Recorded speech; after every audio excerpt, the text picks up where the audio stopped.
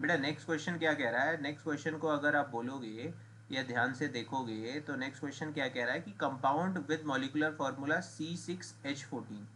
कोई कंपाउंड दे रखा है मुझे जिसका मॉलिक्यूलर फार्मूला कितना है C6H14 और उसके पास 2 टर्शरी कार्बन है।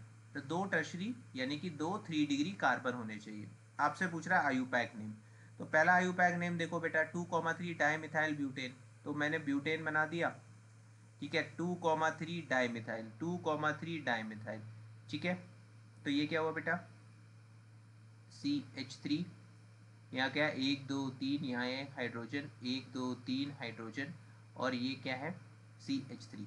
बेटा टर्शरी कार्बन का क्या मतलब है, बात समझना कि एक कार्बन अगर 3 नेक्स्ट कार्बन से जुड़ा है, अगर एक कार्बन अगर नेक्स्ट 3 कार्बन से जुड़ा है तो उसको मैं टर्शरी बोलूंगा। तो अगर इसको देखोगे तो 1 2 3 कार्बन से जुड़ा है, ठीक है। तो ये हो गया पहला tertiary carbon, this is tertiary. अब इस कार्बन को देखो बेटा, ये नेक्स्ट एक कार्बन 2 कार्बन और 3 कार्बन, ये भी 3 कार्बन से जुड़ा है, तो ये भी कार्बन कैसा हुआ बेटा टर्शरी कार्बन हुआ।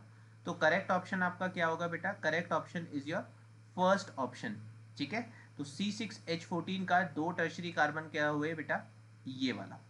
अगर आप बाकी ऑप्शंस को भी एनालाइज करोगे, है ना, अगर आप बाकी ऑप्शंस को भी एनालाइज करोगे बेटा तो आपको क्या दिखेगा 2,2 डाइमिथाइल ब्यूटेन। तो ये क्या हुआ बेटा 1 2 3 4, यहाँ पर बेटा CH3, यहाँ पर CH3, तो ये कैसा कार्बन हुआ बेटा, ये 4 डिग्री कार्बन हो गया, ठीक है। तो यहाँ पर 2 3 डिग्री कार्बन नहीं है, ठीक।